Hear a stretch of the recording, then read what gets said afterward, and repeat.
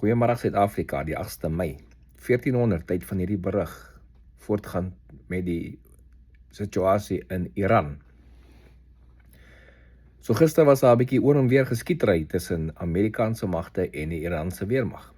Iran het uit hulle eie wisdom besluit om op Amerikaanse skepe te skiet, daar in die Strait of Hormuz, en hulle claim sommer daarna hulle het van die skepe getref. Maar ongelukkig vir hulle, een van hulle missiele het gemaak, tot om enige skip te tref nie, almal was afgeskiet, en Amerika het geretaliate. Nie noodwendig 'n volskaalse retaliation nie, net hulle noem dit selfverdediging.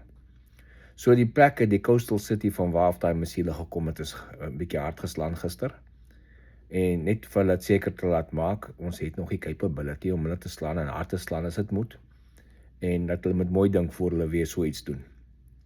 So dit nie baie lank gehou nie, dit is nou verby, dit is nou rustig weer intussen. So hier kom ons nou by die samesprekings. China het nou betrokke begin raak. Nou China kry 60% van hulle olie kom deur Hormuz. So hulle op 'n oomblik kry nie olie wat hulle nodig het nie. So vir hulle is dit baie belangrik om agter die skerms druk op Iran te sit om by die negotiation tafel uit te kom, sodat hierdie oorlog op 'n einde kan kom. Of nie noodwendig, is lankal nie meer oorlog nie, dis nou ekonomiese oorlog, is nie meer konvensionele oorlog nie. Om daai stryd of Hormuz oop te kry, laat die olie kan vloei uit in en uit die Hormuz omgewing uit, van die ander Arabiese lande af, en vanuit Iran af self, want dis waar China meeste van hulle olie kry, van Iran af. So China het nou eintlik opgekom en gesê hulle sal 'n mediator in hierdie probleem, in hierdie samesprekings wees. Maar nou ja, ons weet China is 'n ally van Iran, so dis nie noodwendig 'n goeie mediator nie, maar hulle het definitief baie om te verloor met hierdie ekonomiese druk op Iran, met hierdie blokkade wat Iran afsny. Dis 'n groot impak op China, wat in terme van hulle ekonomie ook. So hulle definitief groot sê, en ek seker daarvan, agter die skerms het hulle groot praatjies met die Iranse regime. Dan intussen is China besig met groot voorbereidings vir president Trump se besoek. President Trump gaan China besoek binne die volgende paar dae, is opkomend, en die grootste punt wat bespreek gaan word is die huidige oorlog in Iran, die situasie deur Hormuz, die situasie deur die wêreld met die olie, voere wat afgesny is en die olieprys wat so hoog is. So dit sal definitief hoog op spel wees.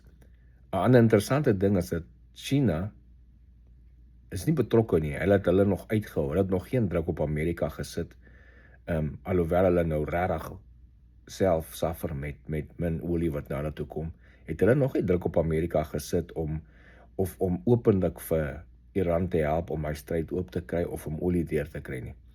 Daar was al 1 of 2 van hulle skepe wat deur die blokkade probeer kom het, maar hulle is teruggewys sonder enige probleme. So China speel 'n businessman kaart wat hulle nog al hulle dekades, al hulle eeue lank doen. Hulle is besigheidsman, hulle is nie oorlogmense nie.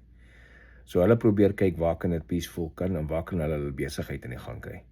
So ek dink China gaan nog 'n groot rol speel in die volgende paar dae, in die volgende paar weke, in betrekking tot wat Iran besluit om te doen.